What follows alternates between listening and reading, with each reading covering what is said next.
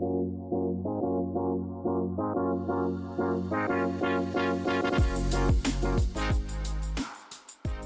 am Sarah Newkirk, and I am the Executive Director of the Land Trust of Santa Cruz County. Well, I don't think that there's anybody in our region who hasn't been on Highway 17. The area where the undercrossing is going is particularly unique because it is the intersection of that highway and a wildlife superhighway. We've been able to sort of map where the animals are going.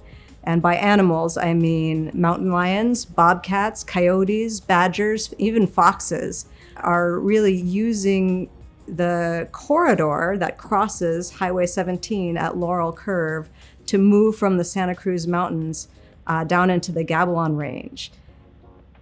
Kevin Drabinski, I'm Public Information Officer for the Caltrans District 5. This opportunity at Laurel Curve was the confluence of stakeholders. The state level that made it possible for Caltrans to receive mitigation credits for the Land Trust of Santa Cruz to acquire land on either side of the undercrossing. When we talk about trying to make the roads safer, it's not in isolation, it's really embedded in the community context. And in this case, the community talked loud and clear about that this was a possibility, and everybody dreamed in the right direction. At the end of this, we're going to have a safer highway for the traveling public. Starting now, Caltrans is basically getting ready to punch a hole under the highway at Laurel Curve. If you go to the site, you'll see that it's a natural basin on either side of Highway 17. There's a berm that supports the highway going across this sort of natural drainage basin. And so just as a matter of engineering and cost minimization, the approach that was taken is a tunnel instead of an overpass. The Laurel Curve Wildlife Undercrossing started in earnest in March of 2022. We'll continue to manipulate the roadway so that workers can safely work behind concrete barriers.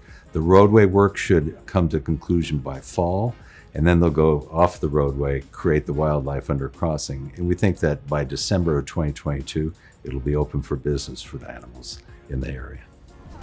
So our environmental team is working with the local Santa Cruz Land Trust, working with the UCSC and Fish and Wildlife to understand what they need the landscape to do and how our actions and lands that we own can support that and enhance that so that we can operate our sustainable resources, but we can also be a good partner and accommodate wildlife through a fair.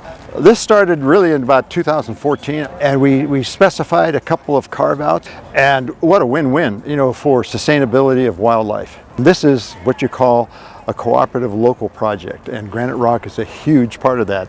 So thank you very much. You're the best. That's all we needed.